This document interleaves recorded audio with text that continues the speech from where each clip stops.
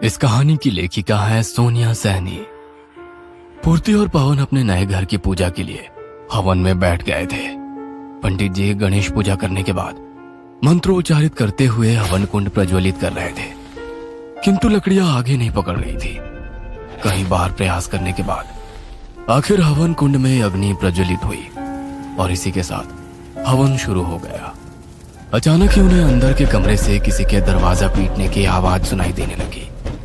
आवाज लगातार बढ़ती ही जा रही थी। जब काफी देर तक वही आवाज सुनाई पड़ती रही तो पंडित जी अपनी पूजा बीच में रोककर बोले, लगता है कोई अंदर कमरे में बंद हो गया है, आप जाकर दरवाजा खोल दीजिए। हाँ, लेकिन घर में तो हम 4 लोगों के अलावा कोई है ही नहीं। हम तीनों यहाँ बैठे हैं और हमारी बेटी संजू सामने झूला झूल रही है। पूर्ति ने खिड़की से बाहर झूला झूलती संजू की ओर इशारा करके कहा। पूर्ति की बात सुनकर पंडित जी फिर से मंत्र पढ़ने लगे और एक बार फिर से दरवाजा खटखटाने की आवाज आने लगती है। साथ ही किसी के रोने की आवाज भी सुनाई दे रही थी। मेरे कहने से आप एक बार देख आइए, कोई तो जरूर अंदर है, ये मेरा वहम नहीं हो सकता। पंडित जी की बात सच्ची थी। दरवाजे पीटने की आवाज तो लगातार उसे भी सुनाई पड़ रही थी। इसीलिए वो उठकर अंदर गई और सभी कमरों का दरवाजा खोलकर चेक करने लगी। पवन, तीनों कमरे चेक कर लिए, कोई नहीं है। छोड़ो भी, कोई पड़ोस में शोर कर रहा होगा, तुम पूजा में बैठो। पवन के कहने से पूर्ति फिर से पूजा में बैठ जाती है। पूजा खत्म होने के बाद, बेटा थोड़ा सावधान रहना, आपके साथ छोटा बच्चा है और ये घर मुझे कुछ ठीक नहीं लग रहा। इतने सालों में कभी किसी के यहाँ मैंने इतने अपशकुन एक साथ होते नहीं देखे। आपका नारियल, यहाँ तक कि गंगा जल भी काला और बदबूदार हो गया था। जब मैं पूजा का जल आपके घर में छिड़क रहा था तो एक कमरे में मुझे करंट जैसा झटका महसूस हुआ। मुझे तो लगता है जरूर इस घर में कोई नकारात्मक ऊर्जा है। देखिए पंडित जी, हम पूजा पाठ में तो मानते हैं, लेकिन प्लीज इस तरह का वहम मत डालिए मेरी पत्नी के दिमाग में। नारियल खराब होना कौन सी बड़ी बात है। पवन की बात सुनकर पंडित जी बिना कुछ कहे वहां से चले जाते हैं। पूर्ति और पवन की शादी को 8 साल हो गए थे, लेकिन उनकी गोद अभी तक सूनी ही थी। अपनी सूनी गोद को भरने के लिए उन्होंने शेल्टर होम से एक बच्चा गोद लेने का मन बना लिया था। पूर्ति और पवन जब शेल्टर होम पहुंचे तो वहां की मैनेजर ने उन्हें बारी बारी से सभी बच्चों से मिलवा दिया। मैडम, बाकी के सभी बच्चे तो खेल कूद रहे हैं, लेकिन ये बच्ची इतनी गुमसुम क्यों है? उसने अपने माँ बाप को अपनी आंखों के सामने मरते हुए देखा है। जब से यहाँ आई है ऐसी ही है, शायद ये ट्रॉमा में है। पवन, देखो ना, इस नन्ही सी बच्ची ने छोटी सी उम्र में कितना बड़ा दुख सहा है। हम इसे ले चलते हैं, हमारे साथ रहेगी तो शायद नॉर्मल हो जाएगी। पूर्ति और पवन उस छोटी बच्ची संजू को अडॉप्ट कर लेते हैं। संजू को घर आए अभी 2 दिन ही हुए थे कि पवन का ट्रांसफर एक नए शहर में हो गया। नए शहर में आकर पवन ने एक मकान किराए पर ले लिया था। पवन, नया मकान है और हमारी बेटी भी अभी अभी घर आई है। क्यों ना इस मौके पर हम एक पूजा रखवा लें? घर की शुद्धि भी हो जाएगी और संजू को भगवान का आशीर्वाद भी मिल जाएगा। पूर्ति ने घर में पूजा रखवा तो ली थी, लेकिन पूजा वाले दिन से ही घर में कुछ न कुछ अजीब हो रहा था। संजू भी अभी तक किसी से सहज नहीं हुई थी।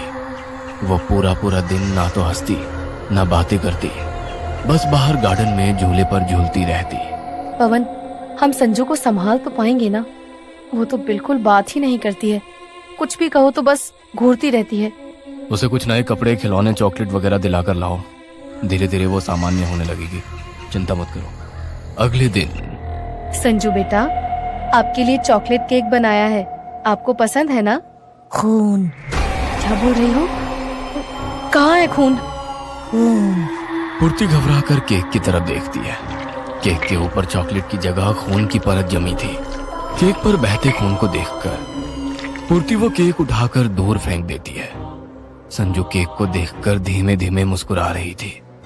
वह धीमे कदमों से केक के पास गई और अपने हाथों से चाट कर केक को खाने लगी। संजू बेटा, गंदा है वो, छोड़ दो उसे, मैं दूसरा बना दूंगी। पूर्ति की बात सुने बिना संजू जमीन पर पड़ा हुआ केक मजे से खा रही थी। केक के अंदर गंदे पीले कीड़े चलते हुए दिखाई दे रहे थे, जिन्हें संजू बड़े चाव से खाए जा रही थी।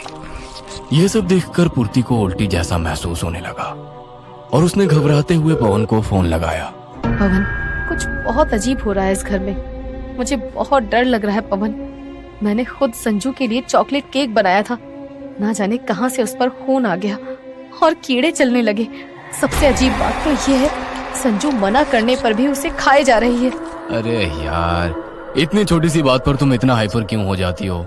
बच्ची है, उसे केक पसंद होगा इसलिए खा रही है, और जरूर कोई कीड़ा ओवन में रहा होगा, उसी का खून लग गया है।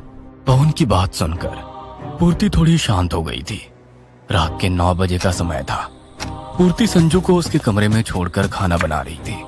तभी पूर्ति को गार्डन से झूले के हिलने की आवाज आने लगती है। संजू बेबी, इतनी रात को आप गार्डन में क्या कर रही हो? चलो अंदर आओ। पूर्ति ने खिड़की से देखा कि संजू झूले पर बैठी हुई कुछ खा रही है। पूर्ति संजू के पास पहुंचकर देखती है कि उसके हाथ में मांस का टुकड़ा है, जिसे वो चॉकलेट की तरह आराम से झूलते हुए खा रही थी। उसके मुंह, हाथ और कपड़ों पर खून लगा हुआ था। संजू, ये क्या खा रही हो? छी, ये कहां से मिला तुम्हें? पूर्ति के इतना कहते ही संजू ने उंगली से इशारा किया। संजू की बताई हुई दिशा में मुड़कर देखते ही पूर्ति के पैरों के नीचे से जमीन निकल गई थी। वहां पर एक छोटा सा पिल्ला खून से लथपथ पड़ा हुआ था, जिसके टुकड़े जमीन पर फैले हुए थे। ये देखकर पूर्ति की सांस उखड़ने लगी। उसने तेजी से संजू का हाथ पकड़ा और घसीटते हुए उसे घर के अंदर ले आई। संजू के कमरे में पहुंचने पर पूर्ति ने देखा कि संजू तो अपने कमरे में बैठी कलर कर रही है। एक पल को तो उसे अपनी आंखों पर यकीन नहीं हुआ। ऐसा कैसे हो सकता है? उसकी आंखों के सामने हूबहू 2 संजू खड़ी थी। पूर्ति ने झटके से संजू का हाथ छोड़ा और अपने कदम पीछे हटाने लगी, इससे पहले कि वो कमरे से बाहर निकल पाती। कमरे का दरवाजा एक तेज आवाज के साथ बंद हो गया। दोनों संजू उसके ठीक सामने खड़ी हुई थी और गुस्से से उसे घूर रही थी। संजू बेटा, आप कहाँ आओ? संजू बेटा, मम्मा के पास आओ। संजू।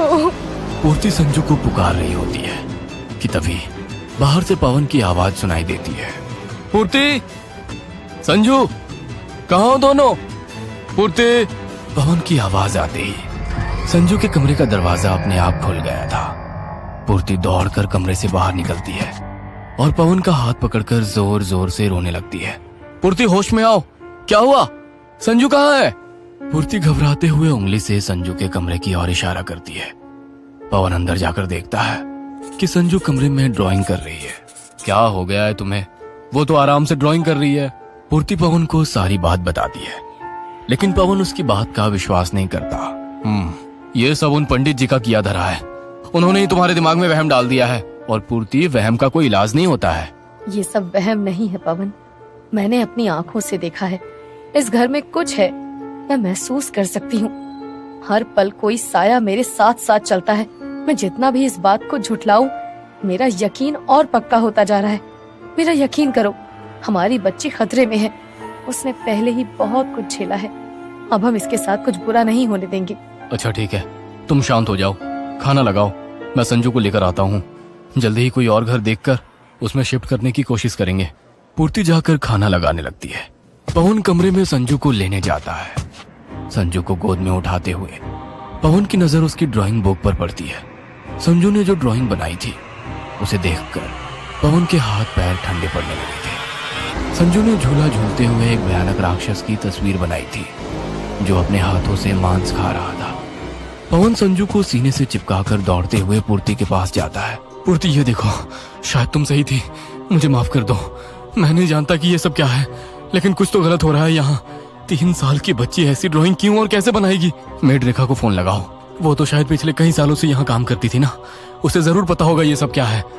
रेखा तो बस एक ही दिन काम पर आई, उसके बाद मुझे उसका कुछ पता नहीं है। क्या रेखा काम पर नहीं आ रही है? हाँ, मुझे लगा उसके परिवार में कुछ इमरजेंसी होगी। फोन लगाओ उसे। पूर्ति मेड रेखा को कॉल करती है, लेकिन उसके फोन की रिंग उन्हें अपने घर से ही सुनाई देने लगती है। पवन, रेखा के फोन की रिंग तो अपने ही घर से सुनाई दे रही है। 2 दिन से वो छुट्टी पर है, तो क्या 2 दिन से उसका फोन हमारे घर में छूटा हुआ है? रिंग की आवाज का पीछा करते हुए वे स्टोर रूम तक पहुंच जाते हैं। स्टोर रूम का दरवाजा खोलते ही एक गंदी बदबू का भपका उनके दिमाग को झकझोर देता है।